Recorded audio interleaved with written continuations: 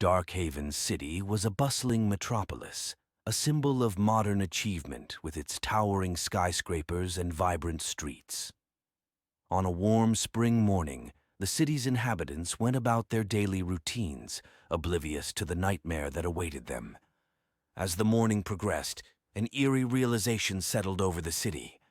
The highways, once teeming with traffic, now led into dense, impenetrable fog. No matter how far they walked or drove, citizens found themselves inexplicably turned around and back within the city limits. Panic spread like wildfire as people discovered they were trapped. Mayor Raven Holloway, a co-posed woman in her 50s, addressed the city. Citizens of Darkhaven, we are facing an unprecedented crisis.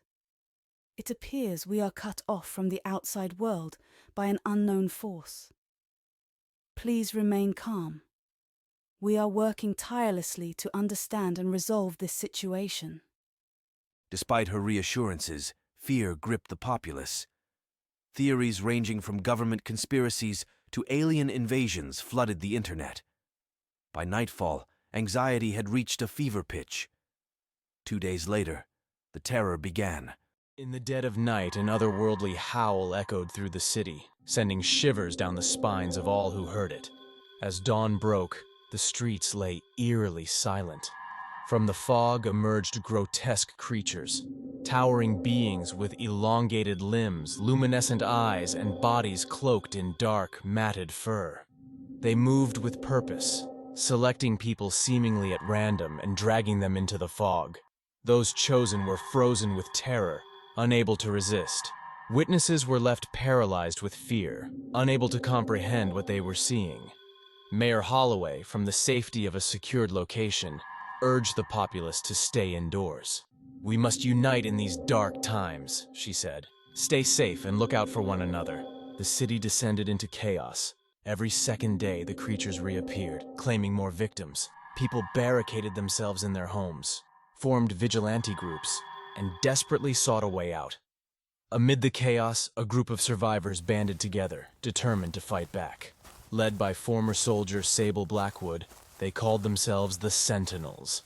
Sable was a seasoned combat veteran with a keen tactical mind, and his experience in warfare became invaluable. The Sentinels established a base in an abandoned subway station, fortifying it with whatever they could find. They armed themselves with makeshift weapons and improvised traps, hoping to protect as many people as possible. These things might seem invincible, but we need to study them, find their weaknesses, and strike back. However, initial attempts to harm or capture the creatures proved futile.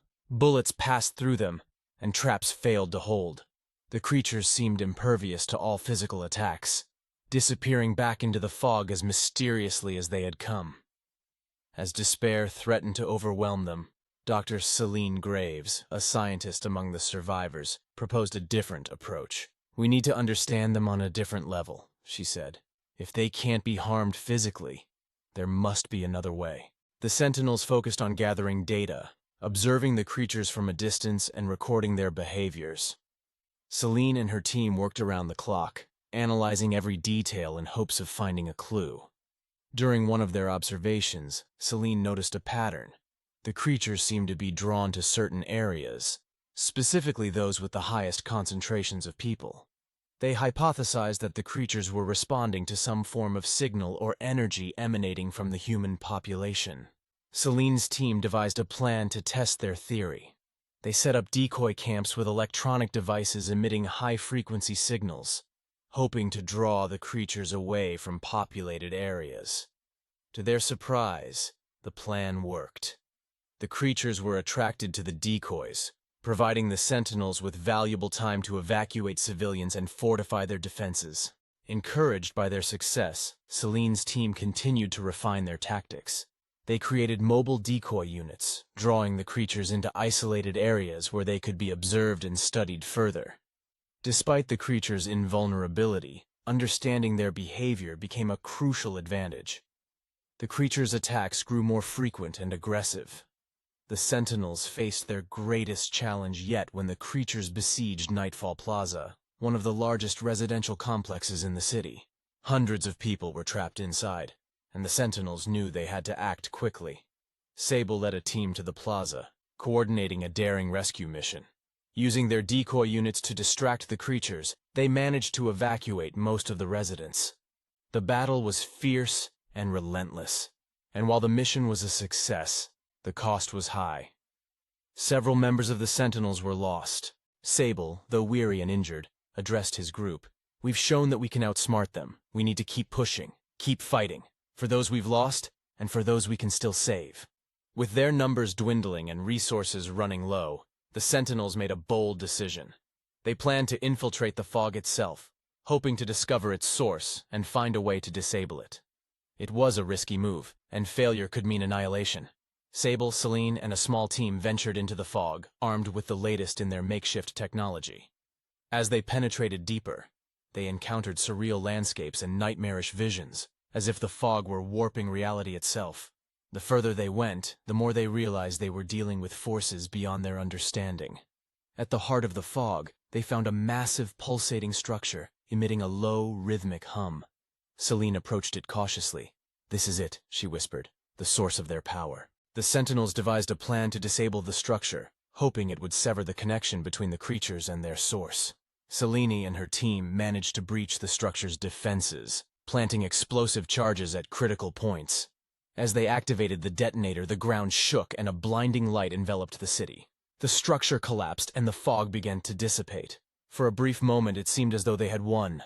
The creatures vanished, and the survivors emerged from their hiding places, dazed but hopeful. However, their relief was short-lived. In the days that followed, the city began to heal. Less than half of the population had survived, and the toll on the survivors was immense. As the city began to pick up the pieces, Celine continued to study the remnants of the structure. What she found was deeply unsettling. The destruction of the structure had not eliminated the threat. It had merely shifted it. Celine called an emergency meeting of the Sentinels. The creatures were being controlled by this structure, but its destruction has only dispersed their power. They can now appear anywhere, anytime. We haven't stopped them. We've just made them harder to predict. As they absorbed this grim news, a message came from another city, halfway across the world. The same fog, the same creatures had begun to appear there. Panic spread as reports of similar incidents surfaced from other cities across the globe.